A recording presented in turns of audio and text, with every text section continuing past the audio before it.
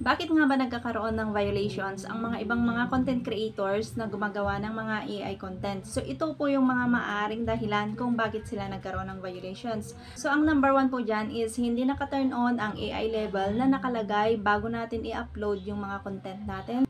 So, isa yung paraan para hindi malito yung mga audience natin dahil sa paraan na yan ay makikita nila na ang mga content natin ay made with AI. So, nasabi ko na po ito ng ilang beses sa mga content ko. So, yan po talaga ang ginagawa ko sa mga content ko. At ang iba po dyan ay nilalagyan ko po ng hashtag AI photos, hashtag AI videos. So, makakatulong po yan para hindi sila malito doon sa mga ina-upload natin.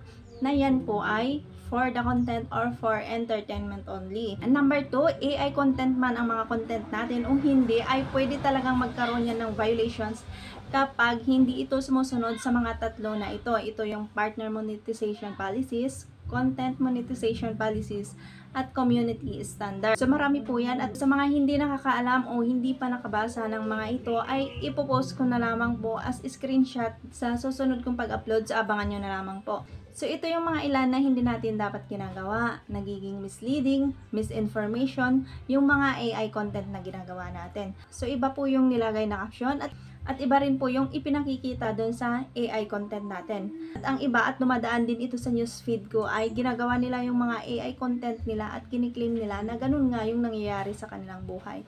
Kahit na hindi naman yan totoo. At yung iba naman, gumamit sila ng mga sikat na tao at nilagyan ito ng boses, yung kaboses talaga nila. At nagmumukha itong makatotohanan, so nanglilito po sila ng mga tao. Tulad na lang po ng nangyari doon kay Senator Soto na nagsabi siya na sinabi niya daw na lalagyan niya or papatawan niya ng 50% tax ang mga content creators. At marami ding nag-share niyan at maraming naniwala dyan dahil nga sa content na yun ay mukha niya yung nakalagay at boses talaga niya yung maririnig nyo.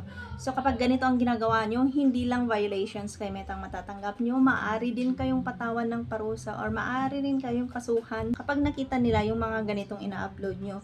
At ang iba pa sa mga ito ay nagpapakita ng sexual harassment, sunog, diseases, at kung ano-ano pa. Kaya AI content man o hindi yung mga content natin, ang mahalaga po ay safe dapat yung mga content natin para sa ating mga viewers. Yun lang, in hope na makatulong sa inyo at i-share nyo na rin po sa mga friends at followers nyo para malaman din po nila.